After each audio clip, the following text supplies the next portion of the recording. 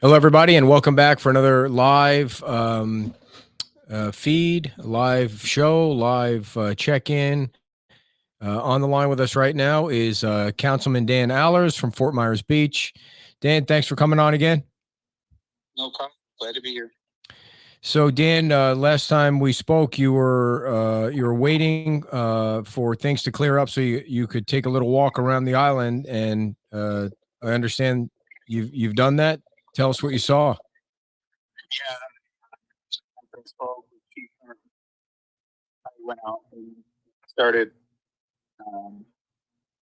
to look around, and I walked out to a stairwell. I was at about where the 7-Eleven and the Whale used to be, and you turned to the north, and there was nothing between Margaritaville and Lani Kai. There's nothing on the beach side. The tuna skin building is there, but it's completely gutted. Then when you turn around and look south, it was, I guess, the best way that the best analogy I could do is if you were to look up a probably 30 or 40 picture of Estero Boulevard, and then impose the most amount of debris you could possibly imagine onto that picture. That's exactly what it looks like. So as you were walking around, you were saying how much is left or how much is gone? What is your estimate on that? If I'm being conservative, I would say 90% of the island is gone. I was stopped. You probably can hear in the background. Those are Coast Guard helicopters still flying around, trying to do search and rescue. They've been working nonstop since this morning. Planes, helicopters.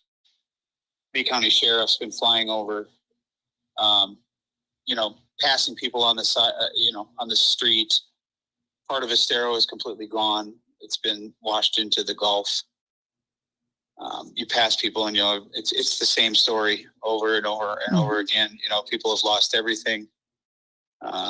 You do have some looky-loos that were just taking pictures. For instance, the Red Coconut. The only thing left at the Red Coconut is about a quarter of the check-in building. Everything else is completely gone. Junkanoo is completely gone. Every house on Hibiscus is pretty much gone. When I say gone, I mean the concrete blocks and everything. Wow. Anything on the beach side is, unless it's a fairly new home. Obviously, the new homes, the first floors have been completely washed out with their breakaway walls. Anything that was wood structures is pretty much gone. It's every street's a little bit different. Most streets are impassable, and when I say impassable, there are houses in the middle of the street. You have to walk over sometimes 6-8 foot mounds of wood to be able to get down to the end of the street. As you go further south, it gets a little bit better down towards Santini as far as the carnage, if you will. But the north end of the island down to Publix, people busted open Publix and were in there taking what they could, to survive, I guess. People have lost everything. Did you get a chance to see Times Square? And if you did, what is anything left standing there? No, I did. That's the first place I walked. I walked up past Margaritaville. There's nothing. Crescent Park is gone. Newton Park is gone. The building's gone. There's not. The only thing standing in Times Square is the. I can't remember the name of it, but it was next to Anita's shop there. The sandals, that building. With the tower is still there that had the ice cream shop in it, but everything else is gone. Pizza Timeout's gone. Sunset Grill's gone. Pier View's gone. Dairy Queen. I mean, literally gone. There's not even a stick. It's gone. Did all that debris, I know this is a dumb question, but did all that debris get dropped and pushed into Old San Carlos, or you think it just got washed back into the water? I don't know. I mean, I'm looking out across at the shrimp boats right now, and they're all up on shore, piled up on top of each other. As I went to the end of the streets and some of the streets going south, there's houses. A good chunk of this morning was spent by the Coast Guard rescuing people out of the mangroves. Some were shooting up flares I could see. It's San Carlos. I haven't been able to get over there yet, but from what I can see, it looks just as devastating as Fort Myers Beach is. But it's I know I'm probably being redundant, but it's like something I've never seen. No one should ever have to see this. It's hard. People are asking about so many different places, and someone's asking about Dock Ford's. Can you see that from where you are? And Matanzas? Dock Ford's looks like it's still standing. Dixie Fish looks like it's still standing. It's got a boat inside it, Dixie Fish, but it's still standing.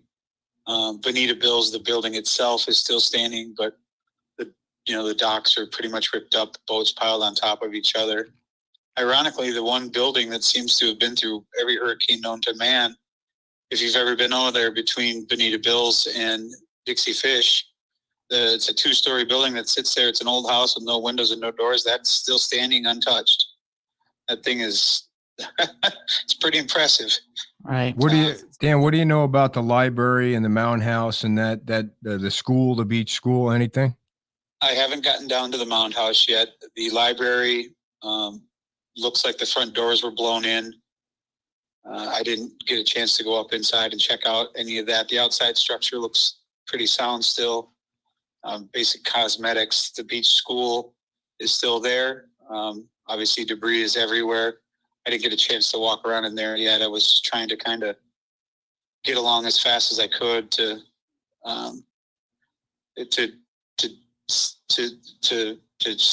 take in as much as I could. I did see people hanging out of windows that obviously were no longer with us. I did help pull someone out of a building that had collapsed on them. I believe they're going to make it. It's not a good scene out there. Nope. How are you holding up? How's your family? We're good. The dogs are good. Cat's good. Megan's good. We're all safe. It's just processing all the information is, a little difficult. Yeah. Have you been able to have any contact with any of your other town council people and staff? I have not yet. I don't know if we're having issues with our phones, but A lot of people are. I haven't been able to be in contact with anyone. When I did leave our house and kind of started moving, I lived fairly close to Roger. It appeared as though his house was completely engulfed in flames. Whoa. I didn't go down too close. I did take a picture and try to send it to him, but it's not seeming to go through. So hopefully if anyone's listening and they can get a hold of Roger,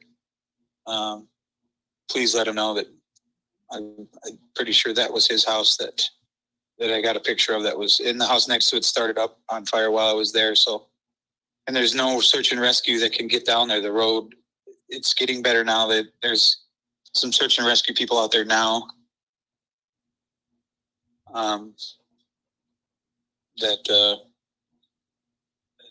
Yeah.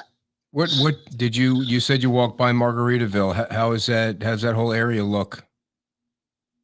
Margaritaville, seems to be the structure itself looks good. It's, obviously there's some debris around, machines that have been flipped over, but it's concrete block here and there. But for the most part, it looked to me fairly structurally sound. None of the windows had looked blown out. I didn't walk down Old San Carlos yet, down that way. So I can't, but the buildings still look like the Yucatan looked like it was still there. Ocean Alley looked like it was still there from what I could see where I was at. Somebody's asking about the Lighthouse Resort. I did not get a chance to go down Crescent, but pretty much anything that was on Crescent looks like it was pretty much devastated except for the newer homes on the street. from where I could see it on a stereo. All of the Sand Dollar Resort is gone.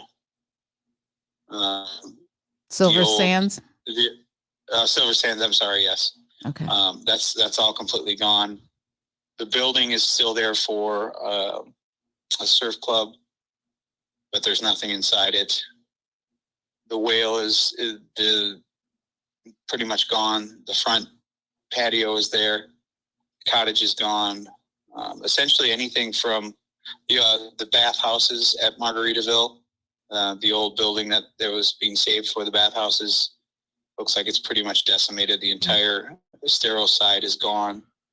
The golf side looks like it's completely gone, and it's kind of, the roof is kind of coming down on the backside. But the main structures themselves look like they're in good shape. Did you notice if the walkover that they just installed, did that make it? Yeah, that's there. That looks like it's not even really been touched. It's got some,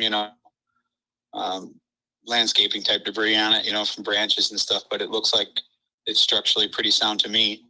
Mm-hmm. It looks like the day they placed it, it just from where I could see.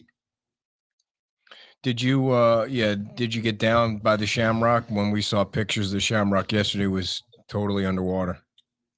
I'm trying to remember if it was even there. Mm-hmm. The gas station next to it, or the convenience store next to it, is pretty much gone. The Tuckaway and Royal Scoop, the building is there, but everything inside it, windows are gone, kitchens are gone, everything is completely gone on the inside, but the building is still there and looks structurally sound. I'm trying to think of what else. There's this Seagrape Plaza was over there too, right? Yeah, everything inside that is gone. The bank building, everything inside it's gone. The building's there. Some of the roofing has come off it, but pretty much anything inside any of the buildings is gone. Somebody was asking about the Sea Gypsy too. It's gone. Oh. Completely gone.